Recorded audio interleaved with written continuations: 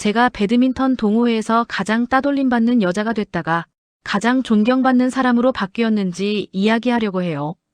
60대 세계에도 왕따가 있고 뒷담화가 있고 권력이 있습니다. 그리고 저는 그 모든 걸 경험하고 조용히 복수했습니다. 라켓을 휘두르지 않고 소리치지 않고 그저 제자리를 지키는 것만으로요. 제 이름은 김정희입니다.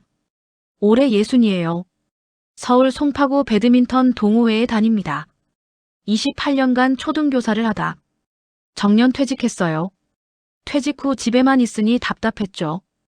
58세에 배드민턴을 시작했습니다. 박미선이 회장이었어요. 키가 크고 목소리가 큰 여자였죠. 첫날부터 저한테 친절했습니다. 정희 씨, 여기 서세요. 우리 동호회는 분위기 좋아요. 다들 친하고 편해요. 첫 한 달은 정말 좋았어요. 새로운 사람들을 만나고 운동도 하고 땀도 흘리고 미선은 늘 제 옆에 있었죠. 친구처럼 대해줬습니다. 정희 씨, 우리 다음 주에 영화 볼래요? 정희 씨, 스윙 자세 괜찮은데요? 하지만 2달째부터 뭔가 달라졌어요. 사람들 시선이 달라졌습니다. 어느 날 점심을 먹으러 갔는데 영숙이 말했어요. 어머, 정희 씨 여기 자리 없는데요. 분명 빈자리가 있었어요. 6인 테이블에 5명만 앉아 있었으니까요. 저기 다른 테이블 가세요. 여기는 우리끼리 앉으려고요. 저는 혼자 다른 테이블로 갔습니다. 처음 있는 일이었어요. 이상했죠. 식사하는 내내 그 테이블에서 웃음소리가 들렸어요. 저를 쳐다보며 뭔가 얘기하는 것 같았습니다. 다음 주 복식팀을 편성하는데 저만 빠졌어요. 미선 씨, 제 팀은요? 어머, 정희 씨 미안해요. 깜빡했네요. 그럼 혼자 벽에 치세요. 의도적 따돌림이었습니다. 그날 밤 한참을 생각했어요.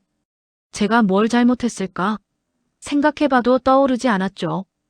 저는 조용히 지냈어요. 다른 사람 뒷담화도 안 했고요. 다음 날 경자가 다가왔어요. 정희 씨 있잖아요. 요즘 좀 까다로워지신 것 같아요. 사람들이 그렇게 얘기해요. 제 머리가 하얘졌습니다. 까다롭다고요? 저는 아무것도 안 했는데요. 집으로 돌아와 곰곰이 생각했어요. 미선이 왜 저를 싫어하는 걸까? 그리고 한 가지 기억이 떠올랐죠. 한 달 전 새 회원 송민주가 왔었어요. 점심시간에 민주가 제 옆에 앉았습니다. 정희 씨, 배드민턴 어떻게 시작하면 좋을까요? 저는 민주한테 기본 자세를 알려줬어요. 라켓 잡는 법, 스윙하는 법. 정희 씨 정말 잘 가르치시네요. 선생님이셨어요? 네, 교사였어요. 그때 미선이 다가왔어요. 민주 씨, 뭐 하세요? 아, 정희 씨한테 배드민턴 배우고 있어요. 미선 얼굴이 굳었죠. 민주 씨, 제가 가르쳐 드릴게요. 저는 배드민턴 7년 했어요. 미선은 저를 한번 쳐다봤어요. 차갑게요. 그때 느꼈어야 했습니다. 미선이 질투하고 있다는 걸요. 그 후로 미선은 저를 멀리했어요. 그리고 소문을 퍼뜨린 겁니다. 일주일이 지났습니다. 상황은 더 나빠졌어요. 사람들이 저를 완전히 피했죠. 체육관에 가면 아무도 제 옆에 서지 않았어요. 심 때는 저만 다른 테이블에 앉았습니다. 저는 유령 같았어요. 거기 있지만 보이지 않는 사람처럼요. 저는 미선을 유심히 관찰했습니다. 어떻게 동호회를 지배하는지 보려고요. 미선은 늘 중심이었어요. 동호회 공지는 미선이 했죠. 다음 주 토요일은 쉬는 날이에요. 다음 달에 배드민턴 대회 나갈 사람? 팀 편성도 미선이 했고요. 영숙, 경자, 은희, 혜자 같은 팀. 점심 약속도 미선이 정했습니다. 오늘 점심은 냉면 먹어요. 람들은 미선 말에 따랐어요. 이의를 제기하는 사람이 없었죠. 며칠 동안 관찰하고 깨달았습니다. 미선은 정보를 가지고 있었어요. 체육관 무료 이용권을 어디서 받는지, 좋은 라켓 매장은 어딘지, 동네 대회는 언제인지. 그런 정보를 미선이 독점했죠. 그리고 미선은 선택적으로 정보를 줬어요. 자기 편한테는 많이 주고 아닌 사람한테는 안 줬습니다. 사람들은 미선한테 잘 보고 여야 했어요. 정보를 받으려면요. 동호회에서 소외되지 않으려면요. 어느 토요일이었어요. 배드민턴을 치고 나서 미선이 공지했습니다. 다음 주 목요일에 회식할 거예요. 삼겹살집에서요. 좋아요. 사람들이 박수를 쳤습니다. 회비는 2만 원이고 참석할 사람 손들어요. 모두 손을 들었어요. 저도 손을 들었죠. 미선이 저를 봤습니다. 그리고 말했어요. 정희 씨는 빼고요. 네. 정희 씨는 이번 회식에 오지 마세요. 제 심장이 멈춘 것 같았어요. 공개적으로 배제당한 겁니다. 왜요? 자리가 부족해서요. 12명이 가기엔 식당이 작아요. 사람들은 아무 말도 하지 않았어요. 그냥 저를 봤죠. 미안한 듯한 눈빛이었지만 아무도 제 편을 들지 않았습니다.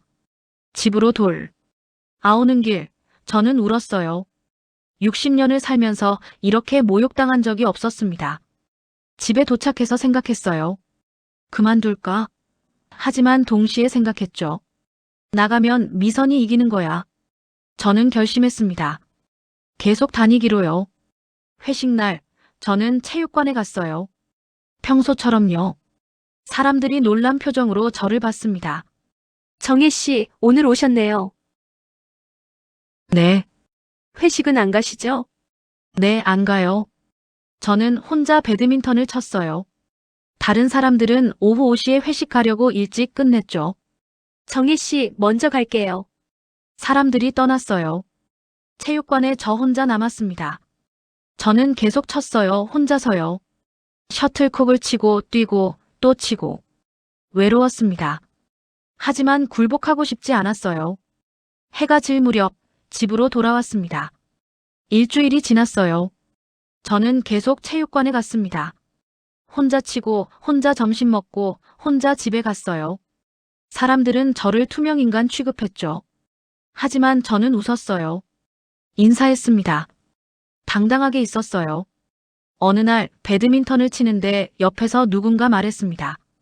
정희 씨, 돌아보니 은희였어요. 있잖아요. 저도 예전에 비슷한 일 겪었어요. 네, 미선 씨한테요. 제가 처음 왔을 때 미선 씨가 저를 싫어했어요. 왜요? 제가 미선 씨보다 배드민턴을 잘 쳤거든요. 은희가 작게 웃었어요. 미선 씨는 자기보다 잘하는 사람을 싫어해요. 자기보다 주목받는 사람도요. 그래서요? 그래서 저는 일부러 못 치는 척 했어요. 그래야 미선 씨가 저를 안 괴롭히니까요. 제 가슴이 답답했습니다. 은희 씨, 그럼 지금도? 네, 지금도 일부러 못 쳐요. 미선 씨 눈치 보면서요. 은희가 슬픈 표정으로 웃었어요. 정혜 씨 힘내세요. 정혜 씨가 잘못한 게 아니에요. 고맙습니다. 저는 그 자리에 서서 생각했습니다. 은희도 피해자구나. 미선한테 상처받은 사람이 나만이 아니구나. 분명 다른 사람도 을 거예요. 미선한테 괴롭힘 당한 사람들이요. 다음 날 저는 결심했습니다. 미선한테 상처받은 사람들을 찾기로요. 첫 번째는 민주였어요. 제가 처음 가르쳐줬던 그 여자요. 배드민턴 끝나고 민주한테 다가갔습니다. 민주 씨, 잠깐 얘기할 수 있을까요? 우리는 체육관 근처 카페로 갔어요. 커피를 주문하고 앉았죠. 민주 씨, 미선 씨한테 뭔가 들으셨죠? 저에 대해서요. 민주가 당황했어요. 어떻게 아셨어요? 다들 그렇게 생각하니까. 민주가 고개를 숙였습니다. 정희 씨 죄송해요. 저도 처음엔 미선 씨 말을 믿었어요. 괜찮아요. 근데 요즘은 미선 씨가 이상한 것 같아요. 저한테도 이상한 얘기를 해요. 민주 씨, 혹시 미선 씨한테 상처받은 적 있어요? 네, 지난주에 제가 새 라켓을 샀어요. 그랬더니 미선 씨가 민주 씨는 돈이 많나 봐. 우리 같은 사람들은 그런 거 못 사는 데라고 했어요. 사람들 앞에서요. 민주 눈에 눈물이 글썽였어요. 민주 씨, 우리 같이 버텨요. 미선 씨한테 지지 말아요. 네, 그럴게요. 민주와 저는 손을 잡았습니다. 첫 번째 동료를 얻었어요. 다음으로 혜자를 만났습니다. 우리는 체육관 벤치에 앉았어요. 혜자 씨, 미선 씨한테 뭔가 당한 적 있어요? 혜자가 망설이다가 말했죠. 작년에 제가 대회에서 1등 했어요. 구민체육관 배드민턴 대회요. 그랬더니 미선 씨가 저를 싫어하기 시작했어요. 미선 씨는 2등이었거든요. 혜자 씨, 우리 같이 버텨요. 괜찮을까요? 괜찮아요. 우리가 잘못한 게 없으니까요. 그렇게 저는 하나씩 사람들을 만났어요. 순자, 옥자. 모두 비슷한 이야기를 했습니다. 미선한테 괴롭힘 당했다고요. 우리는 6명이 됐어요. 조용히 연대했습니다. 서로 응원하고 힘을 주고 함께 버텼어요. 어느 날 밤이었어요. 집 근처 마트 주차장에 차를 세웠는데 옆차에서 미선이 내리고 있었어요. 미선은 저를 보고 놀랐죠. 정희 씨, 안녕하세요. 어색한 침묵이 흘렀습니다. 미선이 말했어요. 정희 씨, 잠깐 얘기할 수 있어요? 미선이 차 안으로 들어가라고 손짓했어요. 저는 망설였지만 들어갔습니다. 정희 씨, 미선 목소리가 떨렸어요. 제가 미안해요. 정희 씨한테 못했어요. 알아요. 미선이 눈물을 닦았습니다. 사실은요, 제가 외로워요. 제 자식들이요, 연락을 안 해요. 아들 둘, 딸 하나 있어요. 다 결혼했죠. 근데 다들 바빠요. 명절에도 안 와요. 언제부터요? 추석 때 싸웠어요. 제가 아들 집에 가겠다고 했는데 아들이 바쁘다고 안 된다고 했어요. 그래서 제가 화를 냈어요. 그랬더니 아들이 엄마는 늘 이래. 자기 마음대로만 하려고 해라고 했어요. 미선 목소리가 떨렸습니다. 그 후로 전화를 안 받아요. 딸도 안 받고요. 명절에도 혼자였어요. 추석, 설날 다 혼자요. 그래서 동호회가 중요해요. 여기라도 있어야 외롭지 않으니까요. 여기서 사람들이 저한테 필요하다고 해주니까요. 그 순간 저는 깨달았습니다. 미선이 동호회에 집착하는 이유를요. 자식에게서 끊긴 연락, 명절마다 혼자인 집. 미선은 외로움을 감추기 위해 남의 자리를 밀어내고 있었던 거예요. 미선 씨, 저 이해해요? 네. 그럼 제발 저를 위협하지 마세요. 동호회는 제게 전부예요. 저는 대답하지 않고 차에서 내렸어요. 그날 밤 한참을 생각했습니다. 미선을 불쌍히 여겨야 할까? 답은 명확했어요. 외로움은 이유가 될 수 있어도 변명은 될 수 없습니다. 미선의 상처가 제 상처를 정당화할 순 없어요. 일주일이 지났습니다. 동호회는 평소와 같았어요. 하지만 뭔가 달라지고 있었죠. 우리 6명의 움직임이 눈에 띄기 시작했어요. 어느 목요일 점심시간이었습니다. 미선이 공지했어요. 오늘 점심은 칼국수예요. 다들 따라오세요. 하지만 민주가 말했습니다. 미선 씨, 저는 비빔밥 먹고 싶은데요. 미선이 당황한 표정을 지었어요. 이 일을 제기하는 사람이 처음이었으니까요. 민주 씨, 다들 칼국수 먹기로 했잖아요. 저는 안 그랬는데요. 미선 씨 혼자 정하셨잖아요. 주변이 조용해졌습니다. 저도 비빔밥 먹고 싶어요. 혜자가 말했어요. 저도요. 은희도 말했죠. 미선 얼굴이 굳었어요. 그럼 비빔밥 먹고 싶은 사람은 따로 가세요. 우리 6명은 비빔밥집으로 갔습니다. 나머지는 미선을 따라 칼국수집으로 갔어요. 처음으로 동호회가 나뉜 겁니다. 다음 주 토요일이었어요. 미선이 공지했습니다. 다음 달에 배드민턴 대회가 있어요. 팀 편성은 제가 할게요. 그때 저는 손을 들었어요. 처음이었습니다. 제가 동호회에서 공개적으로 발언하는 게요. 미선 씨, 팀 편성은 왜 미선 씨가 혼자 정하세요? 미선이 놀란 표정으로 저를 봤어요. 우리도 의견이 있을 수 있잖아요. 같이 정하면 안 될까요? 주변이 조용해졌습니다. 늘 제가 했던 일이에요. 그렇다고 계속 그래야 하는 건 아니잖아요. 저는 차분하게 말했어요. 저도 한때는 사람들 사이에서 버텨야 했어요. 초등학교 교사 생활 28년 하면서요. 그 사이에서 제 목소리를 내는 게 얼마나 어려운지 알아요. 하지만 참고만 있으면 아무것도 안 바뀌더라고요. 미선 씨, 우리 같이 정해요. 팀 편성도 점심 메뉴도 동호회 일정도. 우리가 다 같이요. 미선 얼굴이 빨개졌어요. 화가 난 겁니다. 정희 씨, 그럼 정희 씨가 하실래요? 아니요, 제가 하는 게 아니라 우리가 같이 하자는 거예요. 민주가 말했어요. 저도 정희 씨 말이 맞다고 생각해요. 혜자도 말했습니다. 저도요. 그리고 다른 사람들도 고개를 끄덕이기 시작했어요. 미선은 처음으로 동호회 한가운데서 흔들렸습니다.